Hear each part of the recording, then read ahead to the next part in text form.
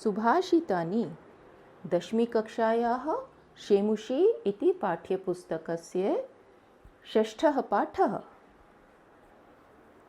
प्रिय विद्यार्थियों, आपको जैसा बताया गया है, इस पाठ में कई ग्रंथों से लिए गए श्लोक हैं जिन्हें अनेकों विद्वानों ने समय समय पर कहा है। तो इनके अर्थ समझकर आओ हम इनसे लाभान्वित हों, इनका लाभ उठाएं। प्रथमः श्लोकः आलस्यं हि मनुष्याणां शरीरस्थो महान् रिपुः नास्ति उद्यम समो बन्धु कृत्वा यं नावसीदति। इस श्लोक में आलस्य और परिश्रम का भेद बताया जा रहा है। देखें, मनुष्याणाम शरीरस्थः, मनुष्यों के शरीर में स्थित आलस्य महान रिपु, आलस्य महान शत्रु है। आलस्य रूपी शत्रु मनुष्यों के शरीर में ही स्थित होता है और ये मनुष्य का महान शत्रु है। दूसरी पंक्ति में देखें, उद्यम समो बंधु न अस्ति, परिश्रम के समान बंधु नहीं है। उद्यम का अर्थ है परिश्रम, परिश्रम के समान कोई बंधु या संबंधी नहीं है। यम कृत्वा न अवसीदति, जिसको करके कभी दुखी नहीं होता।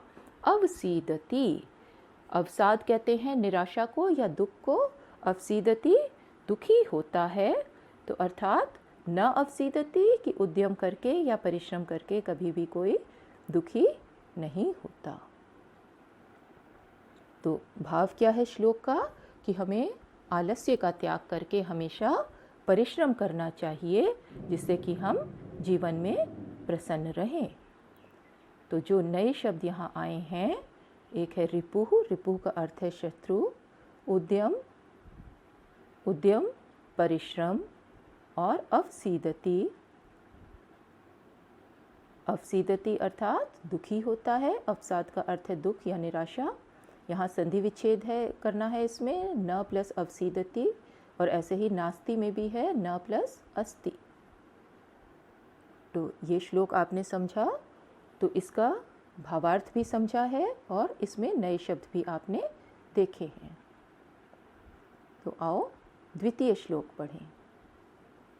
गुणी गुणम वेत्ति न वेत्ति निर्गुणः, बली बलम वेत्ति न वेत्ति निर्बलः, पिको वसन्तस्य गुणं न वायसः, करीच सिंहस्य बलम न मूषकः। देखो, इस श्लोक में बताया जा रहा है कि जिस व्यक्ति में जो गुण होता है वही उस गुण की पहचान दूसरे व्यक्ति में भी कर सकता है। गुणी गुणम वेत्ति, गुणी माने गुणवान व्यक्ति, गुणवान व्यक्ति ही गुणम वेत्ति, गुण को जानता है। वेत्ति अर्थात जानाति, जानता है। निर्गुणः न वेत्ति, निर्गुण व्यक्ति यानी जिस व्यक्ति में स्वयं कोई गुण नहीं है, वो गुण को नहीं जानता। बली बलम वेत्ति, बलवान व्यक्ति बल को जानता है। निर्बलः न वेत्ति, अन्वय भी समझते जाओ इसका, किस प्रकार कर रहे हैं। निर्बलः कमज़ोर व्यक्ति, बलहीन व्यक्ति, न वेत्ति नहीं जानता। बलहीन व्यक्ति क्या नहीं जानता? बल को नहीं समझता कि बल कैसा होता है, क्या होता है। इसे उदाहरण के द्वारा और स्पष्ट कर रहे हैं। पिको वसन्तस्य गुणम न वायसः, पिकः विसर्ग का ओ हो गया है। पिकः वसन्तस्य गुणम वेत्ति, वेत्ति यहाँ नहीं दिया, हमें अपने से लेना पड़ेगा। वेत्ति माने जानाति, जानता है। पिकः माने कोयल, कोयल वसंत का गुण जानता है। वायसः न वेत्ति, वायसः अर्थात कौवा, काक, कौवा नहीं जानता। कोयल वसंत का गुण जानता है, कौवा वसंत का गुण नहीं जानता। करी च सिंहस्य बलम वेत्ति। करी यानी हाथी, हाथी शेर का बल जानता है। मूषकः न वेत्ति। चूहा शेर का बल नहीं जानता। देखो, वसंत आने पर ये हम मानते हैं, ये मान्यता है कि कोयल प्रसन्न होकर उसके स्वागत में मधुर गीत गाता है। बच्चों, इसका ध्यान रखना कि पिकह शब्द यहाँ पुल्लिंग है। कोयल गाती है नहीं, कोयल गाता है। आपको पता है पशु पक्षी पुल्लिंग होते हैं, संस्कृत में सामान्य तौर पर इस प्रकार प्रयोग किए जाते हैं। तो कौवा वसंत का गुण नहीं जानता, अर्थात कौवा उसका स्वागत करता हुआ गीत नहीं गाता। तो इसी प्रकार हाथी और शेर का उदाहरण दिया है, क्योंकि वन में रहते हुए अक्सर इन दोनों ही बलवान होते हैं। इन दोनों पशुओं में आपस में कोई मुठभेड़ हो सकती है, कोई संघर्ष होता है, तो ये तो एक दूसरे का बल जानते हैं, लेकिन मूषक इनका बल नहीं जानता।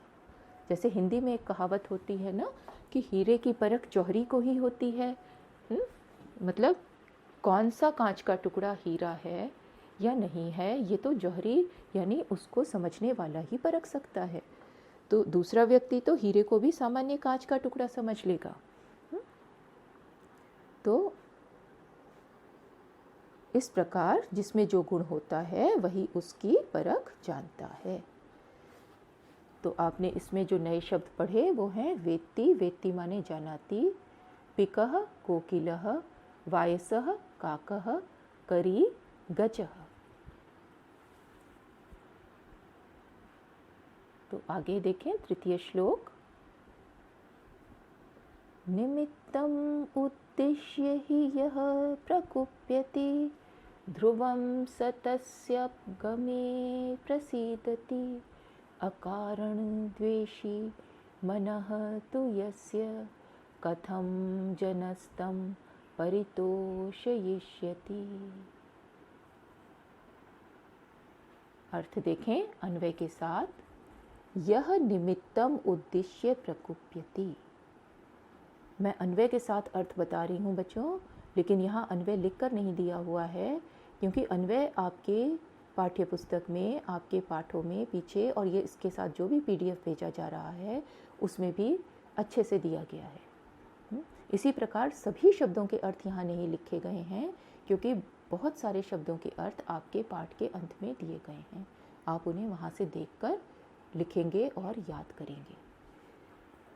तो अभी यहाँ अर्थ समझें, जिससे कि अर्थ के अनुसार ही अन्वय और अर्थ के अनुसार ही भावार्थ में भी आप रिक्त स्थानों की पूर्ति कर सकें। यह निमित्तम उद्देश्य प्रकुप्यति, जो निमित्त अर्थात कारण को उद्देश्य करके क्रोधित होता है, यानी जो किसी कारण के होने पर क्रोधित होता है। ध्रुवम निश्चित रूप से, स वह, तस्य अपगमे प्रसीदति उसके चले जाने पर प्रसन्न हो जाता है, अर्थात उस कारण के समाप्त हो जाने पर क्रोधित नहीं रहता, अपितु प्रसन्न हो जाता है। किसी कारण की वजह से क्रोध था, वो कारण समाप्त हो गया तो क्रोध भी समाप्त हो गया। तो दोबारा देख लो इन दोनों पंक्तियों को। यह निमित्तम उद्देश्य प्रकुप्यति, जो निमित्त के या किसी कारण के उद्देश्य से क्रोधित होता है, प्रकुप्यति यानी क्रोधित होता है। स वह, ध्रुवम निश्चित रूप से, तस्य अपगमे उस कारण के समाप्त हो जाने पर, प्रसीदति प्रसन्न हो जाता है। तृतीय पंक्ति देखें। यस्य मनः तु अकारण द्वेषी, जिसका मन अकारण बिना कारण के ही द्वेष करने वाला है। द्वेष करने वाला अर्थात दूसरों से जेलसी करने वाला है, ईर्ष्या करने वाला है।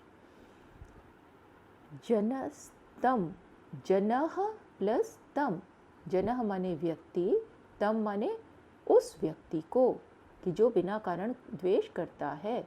तो कोई भी व्यक्ति उस व्यक्ति को कथम परितोषयिष्यति, कैसे संतुष्ट करेगा। जो व्यक्ति बिना कारण के ही ईर्ष्या रखता है या द्वेष करता है, उसे कोई भी संतुष्ट नहीं कर सकता। तो भाव क्या है इसका श्लोक का कि हमें बिना कारण ही किसी से क्रोध नहीं करना चाहिए। अगर हमें किसी वजह से किसी पर क्रोध करना भी हो तो जब वो कारण समाप्त हो जाए तो उसके प्रति कोई द्वेष भाव रखना नहीं चाहिए। तो इसमें जो नए शब्द आए हैं, निमित्त, निमित्त माने कारण, ध्रुवम निश्चित रूप से, अपगमे चले जाने पर या समाप्त हो जाने पर, प्रसीदति प्रसन्ना भवति प्रसन्न हो जाता है, और जनस्तम जनः प्लस तम। चतुर्थः श्लोकः, उदीरितो अर्थः पशुनापि गृह्यते, हयाश्च नागाश्च वहन्ति बोधिताः, अनुक्तम् अपि ऊहति पंडितो जनः, परेंगित ज्ञान फलाः हि बुद्धयः। उदीरितः अर्थः बताया गया अर्थ, पशुना अपि गृह्यते पशुओं के द्वारा भी ग्रहण कर लिया जाता है। पशुना में तृतीया विभक्ति है, पशुना प्लस अपि दीर्घ संधि है। पशुना अपि पशु के द्वारा भी, उदीरितः अर्थः गृह्यते कहा गया अर्थ ग्रहण कर लिया जाता है। उदीरितः माने कथितः कहा गया। हयाः च नागाः च, ये हयाश्च नागाश्च था श्लोक में, जिसे मैंने अलग करके यहाँ लिखा है। हयाः च नागाः च, घोड़े और हाथी। हयाः माने घोड़े और नागाः माने हाथी। घोड़े और हाथी बोधिता वहन्ति बताए जाने पर, वहन्ति भार उठाते हैं। वह माने उठाना, तो घोड़े और हाथी बताए जाने पर भार उठाते हैं। मतलब जिसे जैसा कहा जाता है तो ऐसा तो पशु भी सुनकर समझ जाते हैं और वैसा कर देते हैं। पंडितः जनः अनुक्तम अपि ऊहति। तृतीय पंक्ति का अन्वय देखें। पंडितः जनः, पंडित माने बुद्धिमान। संस्कृत में पंडा शब्द का अर्थ होता है बुद्धि, और पंडित यानी जिसके पास बुद्धि है, बुद्धिमान। बुद्धिमान व्यक्ति अनुक्तम अपि ऊहति, बिना कहे गए को भी ऊहति समझ जाता है। ही क्योंकि बुद्धयः बुद्धियाँ, परेंगित ज्ञान फलाः, पर प्लस इंगित है यहाँ। परेंगित शब्द श्लोक में था। पर दूसरों के द्वारा इंगित संकेत किए गए, संकेतित, इंगित का अर्थ है संकेत किए गए, ज्ञान को समझ लेने वाली होती हैं। क्योंकि बुद्धियाँ दूसरे व्यक्ति ने चाहे ना भी कहा हो मुंह से बोलकर, तब भी उसके कहे गए अर्थ को समझ लेने वाली होती हैं। बुद्धयः कीदृशाः भवन्ति, बुद्धयः परेंगित ज्ञान फला ही भवन्ति। पंडितः जनः किम ऊहति, पंडितः जनः अनुक्तम अपि ऊहति। इस प्रकार बच्चों पूर्ण वाक्य या एक पद में जो भी उत्तर आएगा उसको आप दे सकें, समानार्थकों को समझ सकें। देखो, उदीरितः कहा गया, कथितः, हयाः अश्वाः, ये समानार्थक है, नीचे दिए जा रहे हैं। नागाः गजाः या हस्तिनः, हाथी भी कहते हैं ना, हस्तिन शब्द भी होता है। नाग का अर्थ यहाँ सर्प नहीं है। ऊहति अवगच्छति, समझ जाता है, जान जाता है। इंगित संकेतित, तो ये नए शब्द आ रहे हैं, तो इनको आप समझ सकेंगे।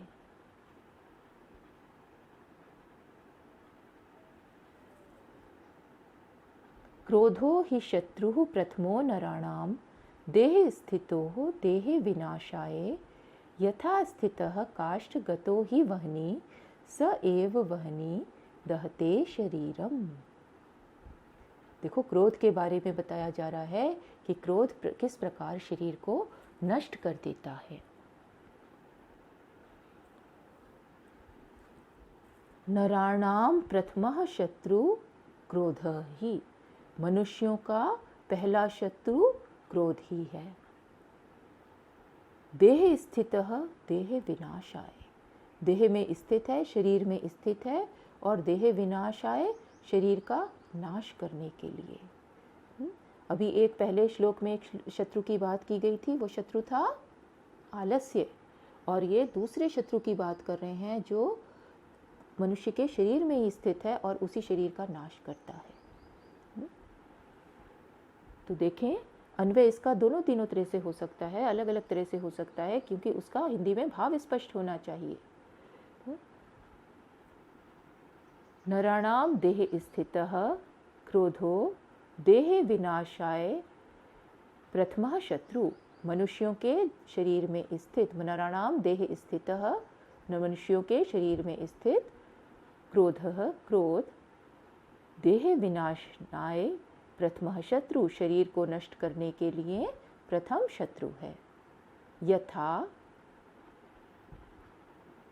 काष्ठगतो ही वह्नि, जिस प्रकार काष्ठगतः, लकड़ियों में स्थित अग्नि, यथा स्थितः काष्ठगतः ही वह्नि, जिस प्रकार लकड़ियों में स्थित वह्नि रहती है, जब लकड़ियाँ जल रही होती हैं, उनमें अग्नि लगी होती है, लकड़ियों में ही स्थित होती है, स एव वह्नि शरीरम दहते, वह ही आग उन लकड़ियों के शरीर को दहते, जला देती है। अग्नि लकड़ियों से अलग कहीं नहीं होती, उन लकड़ियों में ही होती है, उनके शरीर के बीच में ही स्थित होती है, लेकिन वह ही अग्नि शरीर को जला देती है। तो ये यहाँ इस प्रकार अर्थ है इसमें। तो कोई बहुत नया शब्द नहीं है, क्रोध है, आप जानते हैं, देह स्थित, देह में स्थित, देह विनाशाय, देह वह्नि यानी अग्नि, और काष्ठ लकड़ी। तो इस प्रकार यहाँ ये शब्द है। तो भाव क्या हुआ इस श्लोक का कि हमें क्रोध नहीं करना चाहिए। एक सीधा सरल भाव है, क्योंकि अगर हमारे शरीर में क्रोध होगा तो उससे हमारे शरीर को ही हानि होगी, अनेकों प्रकार के रोग हमारे शरीर में उत्पन्न हो सकते हैं क्रोध के होने से। अगला श्लोक, मृगाः मृगैः संगम अनुव्रजन्ति, गावश्च गोभिः तुर्गाः तुरंगैः, मूर्खाश्च मूर्खैः सुधियः सुधीभिः, समानशील व्यसनेषु सख्यम्। अपने समान आदतों वाला, अपने समान व्यवहार वाला ही अच्छा लगता है। देखो कैसे उदाहरण देके समझाया जा रहा है। मृगाः मृगैः संगम अनुव्रजन्ति, मृगाः यानी हिरण, हिरणों के साथ ही अनुव्रजन्ति, व्रजन्ति अर्थात जाते हैं, अनुव्रजन्ति पीछे जाते हैं, हिरण हिरणों के साथ ही पीछे जाते हैं। गावश्च गोभिः तुर्गाः तुरंगैः, गावः प्लस च, गायें गायों के साथ जाती हैं, झुंड में देखा है ना, सब गायें एक साथ चल रही होती हैं। या तुर्गाः तुरंगैः, तुरग माने घोड़े, घोड़े घोड़ों के साथ जाते हैं। मूर्खाश्च मूर्खैः, मूर्ख व्यक्ति मूर्खों के साथ जाते हैं। सुधियः सुधीभिः, सुधियः माने बुद्धिमान, बुद्धिमान लोग बुद्धिमानों के साथ जाते हैं। समानशील व्यसनेषु सख्यम, समान स्वभाव और आदत वालों में मित्रता होती है। शील का अर्थ है स्वभाव, और व्यसन, व्यसन का अर्थ आदत। आज की भाषा में व्यसन का अर्थ बुरी आदतों से लिया जाता है, लेकिन संस्कृत में व्यसन का अर्थ नेगेटिव नहीं है, व्यसन का अर्थ आदत या व्यवहार ना। तो जो जैसी आदतें जिनकी होती हैं उनमें आपस में मित्रता हो जाती है।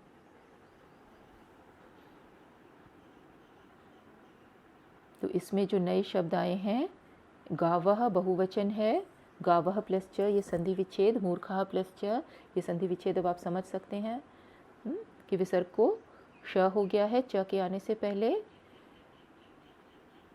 तो गावः बहुत सारी गाँवों के लिए बहुवचन, तुर्गाः ये घोड़ों के लिए है, तुरंगे भी घोड़ों के लिए आ रहा है, सुधिय माने बुद्धिमान, सख्यम मित्रता या मैत्री, शील का अर्थ है स्वभाव।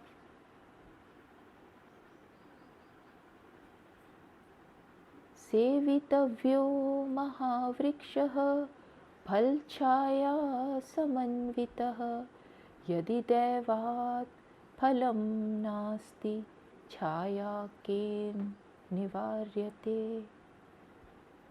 फल छाया समन्वितः महावृक्षः सेवितव्यः। फल और छाया से युक्त महान वृक्ष का आश्रय लेना चाहिए। सेवितव्यः सेवन करना चाहिए या उसका आश्रय लेना चाहिए। कैसे महान वृक्ष का? कीदृशः महावृक्षः सेवितव्यः? फल छाया समन्वितः। फल और छाया से युक्त, ये फल छाया समन्वितः ये महावृक्ष का विशेषण है। फलों और छाया से युक्त महान वृक्ष का आश्रय लेना चाहिए। यदि दैवात् फलम न अस्ति, यदि भाग्य से, दैव माने भाग्य, भाग्य से फल न हो, वृक्ष में फल न भी हो, छाया किन निवार्यते, छाया किसके द्वारा रोकी जाती है? अर्थात छाया को तो कोई दूर नहीं कर सकता, छाया तो मिलेगी ही। तो किस प्रकार हमें अच्छी संगति में जाना चाहिए, अच्छे लोगों के साथ उठना बैठना चाहिए, ये इस वृक्ष के उदाहरण से समझाया जा रहा है कि जिसमें गुण हो। महान वृक्ष, विशाल वृक्ष, एक तो वो विशाल है, दूसरे फल हैं और उसमें तीसरी चीज़ छाया है। तो इतना बड़ा वृक्ष है तो उसका आश्रय लेने से हमें कुछ ना कुछ लाभ तो होगा ही। हो सकता है हम वृक्ष के फलों को प्राप्त करना चाहते हों और फल ना मिल पाए, लेकिन छाया तो अवश्य मिलेगी ही। तो इसी प्रकार जब महान पुरुषों के हम साथ रहते हैं, उनकी संगति करते हैं, तो चाहे हमें प्रत्यक्ष रूप से कोई लाभ ना दिखाई दे, लेकिन परोक्ष रूप से, अप्रत्यक्ष रूप से हमें बहुत सारे लाभ प्राप्त हो जाते हैं। तो इस श्लोक में महान वृक्ष के उदाहरण के द्वारा सत्संगति का महत्व समझाया जा रहा है। तो बच्चों, भावार्थ समझ आया इस श्लोक का? शब्दों के अर्थ भी देख लो। दैवात् भाग्य से, निवार्यते रोकी जाती है, समन्वितः युक्त। तो श्लोक का अर्थ, शब्दों का अर्थ, अन्वय और भावार्थ।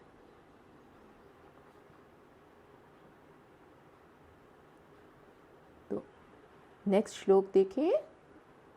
अमंत्रम अक्षरम नास्ति, नास्ति मूलम अनौषधम, अयोग्यः पुरुषः नास्ति, योजकः तत्र दुर्लभः। अमंत्रम, बिना मंत्र वाला, अक्षर नहीं है, न अस्ति। अब बार बार इसका विच्छेद नहीं लिखा जाएगा, एक बार लिखा बहुत आसान है, आप समझ सकते हैं। बिना मंत्र वाला अक्षर नहीं है। मंत्र क्या होता है? मंत्र मननात् त्रायते इति, जिसको मनन करने से, जिसको सोचने से, जिसका विचार करने से वो हमारी रक्षा करे। जैसे गायत्री मंत्र वगैरह आपको कहे जाते हैं, उनका बार बार पाठ करो तो आपको कोई ना कोई लाभ मिलता है ना। तो अमंत्रम अक्षरम नास्ति, कोई भी अक्षर बिना मंत्र के नहीं होता।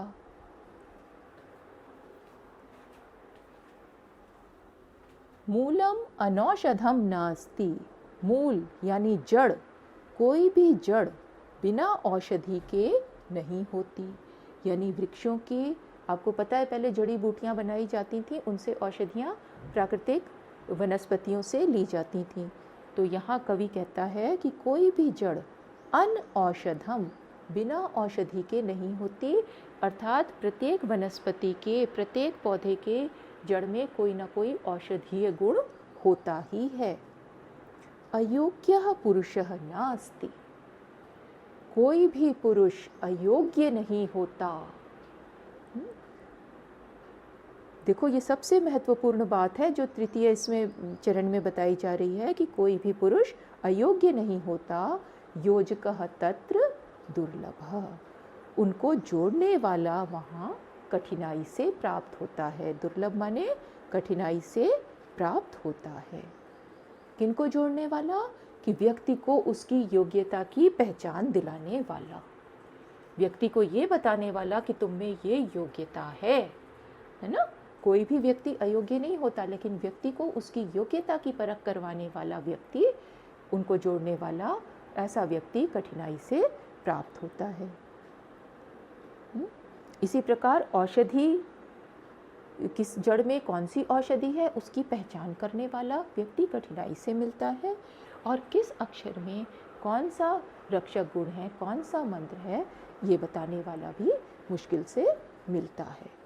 तो यानी कहना चाहते हैं, इस श्लोक का भाव ये है कि हर व्यक्ति में या हर वस्तु में कोई ना कोई गुण अवश्य होता है, केवल उनकी पहचान कराने वाला व्यक्ति कठिनाई से मिलता है और वो पहचान कठिनाई से हो पाती है। तो किसी को भी अयोग्य नहीं समझना चाहिए, किसी भी वस्तु को निरर्थक या व्यर्थ नहीं समझना चाहिए। तो मूलम अर्थात जड़, योजक जोड़ने वाला, मंत्र मननात्रयते जो मनन करने से, चिंतन करने से रक्षा करे। तो बच्चों सरल श्लोक हैं, आसानी से इनका अन्वय भी किया जा सकता है और इनका भाव और अर्थ तो मैं आपको बता ही रही हूँ। आगे देखें, नवम श्लोक। संपत्तौ च विपत्तौ च महताम एक रूपता, उदये सविता रक्तो रक्तः च अस्तमये च। संपत्ति में और विपत्ति में, संपत्ति का अर्थ है सुख के समय और विपत्ति का अर्थ है मुश्किल दिनों में, कठिनाई के समय में, दुख के समय। महताम, महान पुरुषों की एक रूपता देखी जाती है। महताम यानी महान पुरुष, समझदार व्यक्ति, बुद्धिमान व्यक्ति, उनकी एक रूपता यानी समान व्यवहार, एक जैसा व्यवहार देखा जाता है। चाहे सुख के दिन हो, संपत्ति आती हो या विपत्ति आती हो, कठिनाई भरे मुश्किल के दिन हो, तो महान व्यक्तियों का एक व्यवहार देखा जाता है। उदये सविता रक्तो, सविता, सविता यानी सूर्य, उदये उदित होते समय, उगते समय, रक्तः, रक्त यानी लाल रंग का होता है। रक्तः च अस्तमये च, और अस्तमये, अस्त होते समय भी रक्तः, लाल रंग का ही होता है। तो चाहे वो उन्नति के शिखर पर चढ़ने जा रहा हो, चाहे अवनति हो रही हो यानी अस्त होने जा रहा हो, डूब रहा हो, दोनों समय वो लाल रंग का ही होता है। तो सूर्य के उदाहरण से महान पुरुषों का स्वभाव बताया गया है। और हमें क्या सीखना है इस श्लोक से? ये कि चाहे संपत्ति आए या सुख के दिन हो या हमारे दिन अच्छे ना भी चल रहे हो, कोई संकट आ गया हो, तो भी हमें घबराना नहीं चाहिए और एक समान ही व्यवहार करना चाहिए। महताम, इसमें षष्ठी विभक्ति है महान लोगों की, क्योंकि एक रूपता के साथ ये इसका जोड़ा गया है ना। सविता सूर्य, और सविता पुल्लिंग शब्द है, ये ध्यान रखना, सूर्य का पर्यायवाची है। रक्तः लाल, और उदये और अस्तमय ये एक दूसरे के विलोम हैं। संपत्तौ और विपत्तौ ये एक दूसरे के विलोम हैं। तो पाठ का अंतिम श्लोक। विचित्रे खलु संसारे नास्ति किंचित निरर्थकम्, अश्वः चेत् धावने वीरः भारस्य वहने खरः। विचित्रे संसारे, इस विचित्र संसार में जिसमें बहुत सारे प्राणी हैं, जीव जंतु हैं, बहुत सारी वस्तुएं हैं, है ना। तो इस विचित्र संसार में खलु निश्चित रूप से, किंचित निरर्थकम नास्ति, कुछ भी निरर्थक नहीं है, कुछ भी व्यर्थ नहीं है। चेत चाहे, यदि, अश्वः धावने वीरः घोड़ा दौड़ने में वीर है। वीर का अर्थ है यहाँ कुशल है, निपुण है। यदि घोड़ा दौड़ने में कुशल है, भारस्य वहने खरः। खरः, खरः यानी गधा। गधा भारस्य वहने, भार को उठाने में कुशल है। मतलब घोड़ा या गधे में हम भेद कहकर हम ये नहीं कह सकते कि गधा किसी काम का नहीं है। तो अगर घोड़ा दौड़ने में कुशल है तो गधा भार उठाने में कुशल है, उपयोगी है। दोनों का अपना अपना उपयोग है, दोनों की अपनी अपनी योग्यता है। तो कोई भी वस्तु, कोई भी व्यक्ति इस संसार में निरर्थक नहीं है, कोई भी अयोग्य नहीं है। अभी पिछले एक श्लोक में भी हमने इस बारे में पढ़ा था कि अयोग्यः पुरुषः न अस्ति। ऐसा ही अर्थ इस श्लोक में भी आ रहा है कि हर जीव जंतु की अपनी अपने स्थान पर उपयोगिता होती है। तो इसमें नए शब्द आ रहे हैं, खरः, गर्दभः, चेत, यदि, वहने, उठाने में। तो बच्चों, इस प्रकार आपने सुभाषितानी पाठ के 10 श्लोक पढ़े, उनका अर्थ समझा, उनका भावार्थ समझा और उनका अन्वय के अनुसार अर्थ किया गया। तो अन्वय भी आपने समझा। नए शब्द जो भी आए उनको सबको आपने उनके मीनिंग्स भी समझे हैं। और जो बाकी इसमें अर्थ लिखा हुआ है, इसमें से आप अर्थ देखकर इसे दोबारा भी समझ सकते हैं।